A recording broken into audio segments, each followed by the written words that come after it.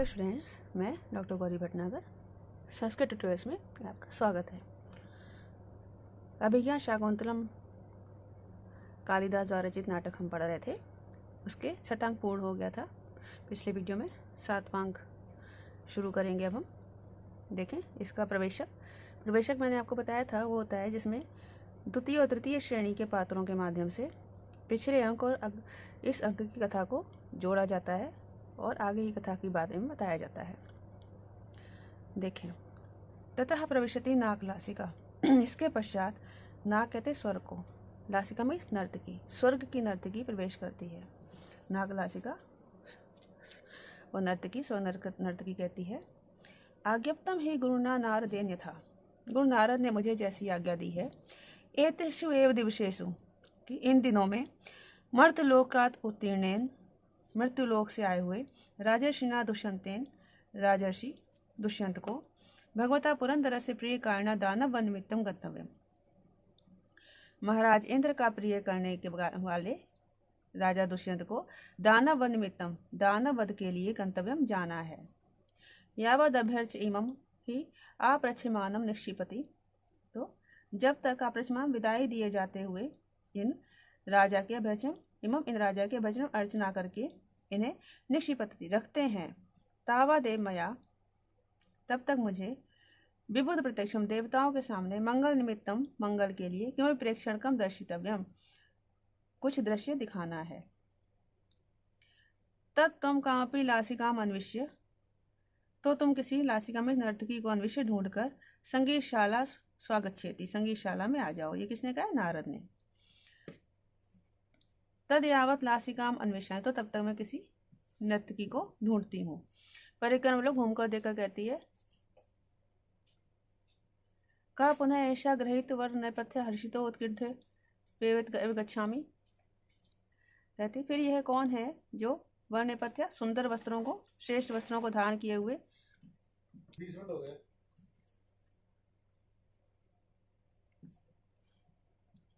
हर्षित और उत्कंठित सी इधर ही आ रही है।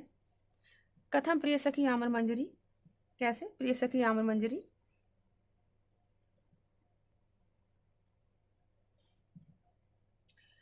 तत्तावदेतया सह उपाध्याय समीपम गच्छामि, कहे तो इन्हीं के साथ उपाध्याय नारद के पास जाती हूँ। प्रतिपालित प्रतीक्षा करती है। तथा प्रविशति यथा निर्दिष्टा लासिका, तब यथा जैसी बताई गई थी वैसे ही लासिका में नर्तकी प्रवेश करती है। आमर मंजरी सब इसमें सहर्षम चा, आश्चर्य और हर्ष के साथ। अहो महाप्रभाव राजर्षि दुष्यंता, अरे राजर्षि दुष्यंत अति प्रभावशाली है, साहसिक ईर्ष्या के साथ। अहो महाबला सा हतो दुर्जय दानव बला, अरे महान बलशाली और दुर्जय नामक दानव बलवीर, दानव युगल, दानव का जो समूह था मारा गया। नृत्य नाचती है। पहली थी यहाँ पर, जो पहले से बात करी थी, वो पास जाकर कहती है, सखी अमर मंजरी उत्कंठित एवं लक्ष्य से, बड़ी उत्कंठित सी लग रही हो। द्वितीय, दूसरी कहती बिलो के देखकर, कथम पारिजात मंजरी, क्या पारिजात मंजरी, जो पहली सबसे पहले आपने पढ़ी थी अभी नर्तकी होती, उसका नाम क्या है? पारिजात मंजरी। सखी सर्वम कथिष्ये, सभी कुछ कहूंगी। तुम तावत कुत्र प्रस्थिता इति पृच्छामि, किंतु तुम कहाँ जा रही हो ये पूछती हूँ। तो पहली कहती है, सखी संक्षेपेण कथिष्यसे, संक्षेप में कहूंगी। अहम खलु राजर्षि दुष्यंत से दानव विजय व्यपदेशेनाथ मंगल निमित्तम किम प्रेक्षणकम दर्शयताम इति उपाध्याय से आज्ञा उभय एव सकाशम, कहती है कि राजर्षि दुष्यंत के दानव विजय के नाम से आज मंगल निमित्तम, मंगल के लिए क्यों प्रेक्षणकम दर्शयताम, कोई दृश्य दिखाना है। तो इति इस प्रकार से उपाध्याय से आज्ञा, उपाध्याय में इस गुरु नारद की आज्ञा से उभय एव सकाशम, दोनों ही के पास, मतलब वो आधी बात कहकर रुक जाती है कि आज्ञा से मैं तुम्हें ढूंढने जाती थी, मतलब वो कहना चाहती है। फिर कहती उभय एव सकाशम, अब हम दोनों ही वहाँ चलती हैं।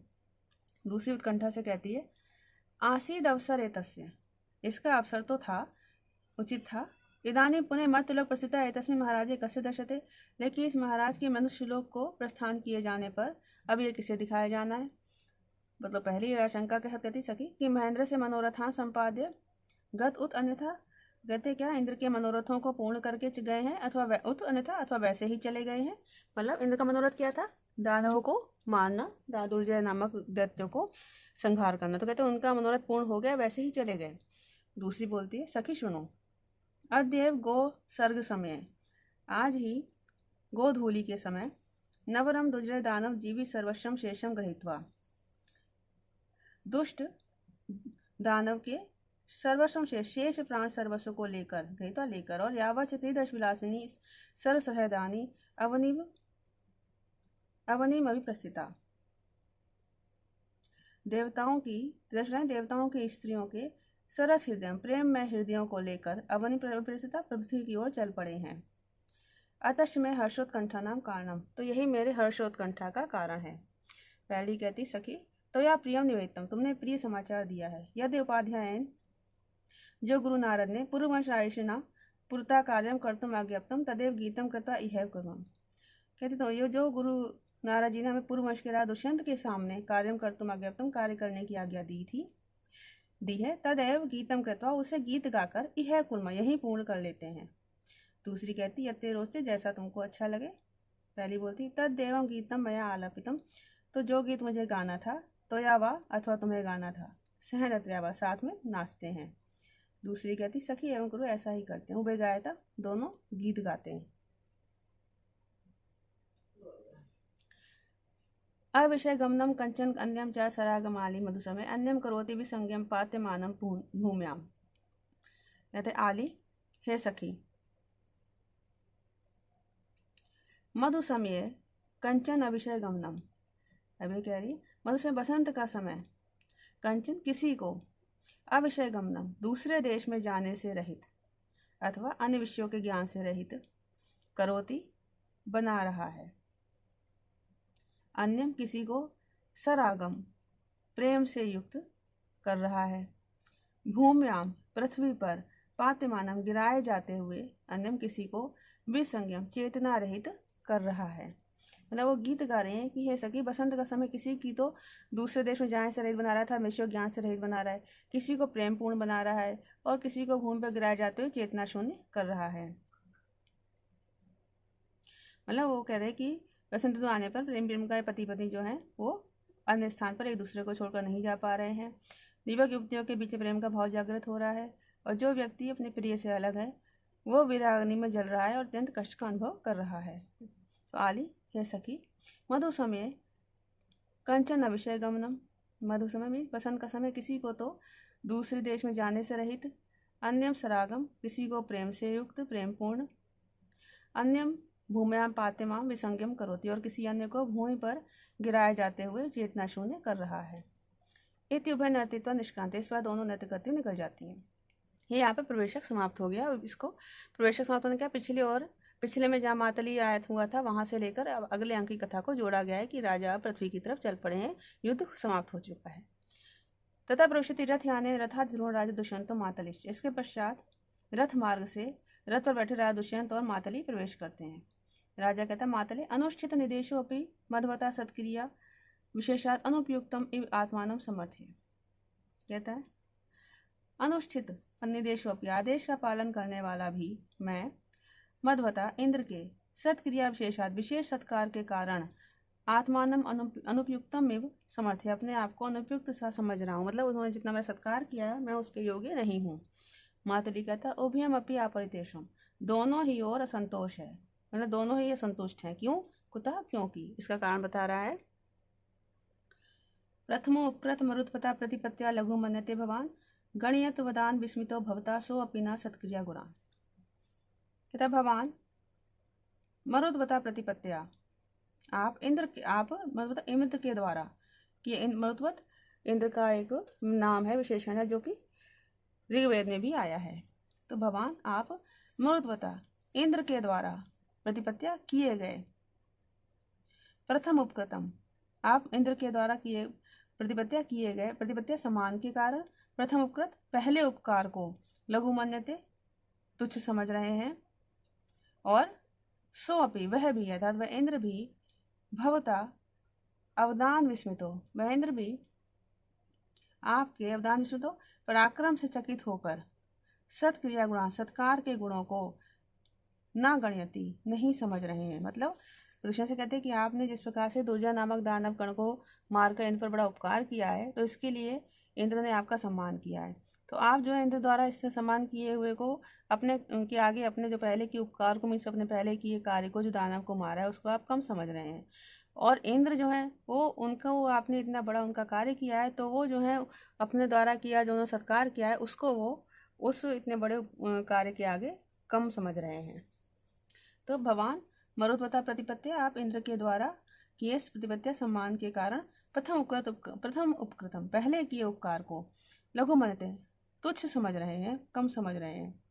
सोपी और वह इंद्र भी भवता अवदान विस्मृतो आपके पराक्रम से आश्चर्यचकित होकर सत्क्रिया गुणा सत्कार के गुणों को मत किए गए सत्कार को ना गणयति नहीं समझ रहे हैं, नहीं गिन रहे हैं। राजा कहता माम एवं ऐसा नहीं है। स खलु मनोरथान अपनी भूमि विसर्जना अवसरे सत्कारा। वो कहते हैं कि भूमि विसर्जन है, भूमि विसर्जन अर्थात विदाई के अवसर पर उनका सत्कार उनका क्या हुआ सत्कार निश्चित रूप से खलु निश्चित रूप से मनोरथाम अपि अनवसरे मनोरथों का भी विषय नहीं था अर्थात मेरी कल्पना से भी परे था। मम ही दिवोकसाम समक्षम अर्धासनो विष्ट मुझे दिवोकसाम देवताओं के समक्षम सामने अर्धासनो विष्ट अपने आधे आसन पर बिठाकर अंतर्गत प्रार्थना मंतिकस्थम जयंतम उद्विष्यकत स्मृतेन आमृष्ट वक्षो हरिचंदनांका मंदार मालाम हरिणा पिनत्ता। लो इसके आगे यहाँ से लेंगे इस श्लोक में कि अंतिकस्थम अंतर्गत प्रार्थनम अंतिकस्थम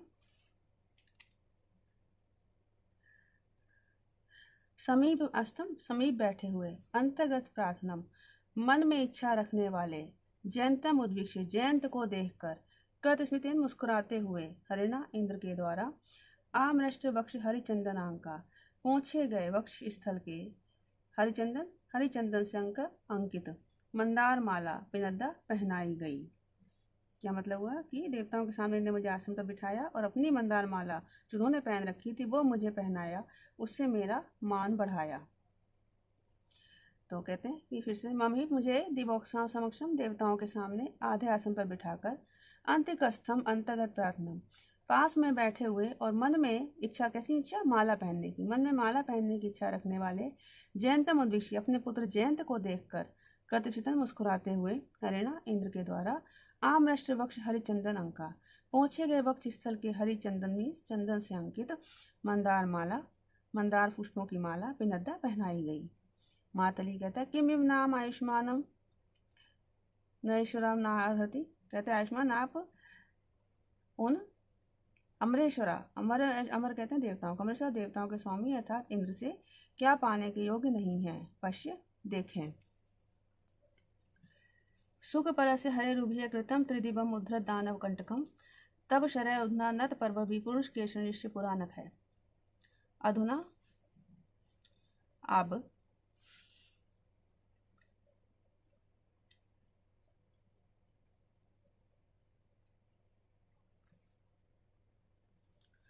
कहते हैं सुख परस्य हरे सुख में लीन हरे इंद्र के त्रिदिवम स्वर्ग को उभिये दो वस्तुओं ने ही उद्धृत दानव कंटकम निकाले हुए दानव रूपी कांटे वाला कृतम किया है। कौन सी दोस्तों अधुना अब नत पर्व भी झुकी हुई गांठ वाले तब शरय तुम्हारे बाणों ने पूरा और पहले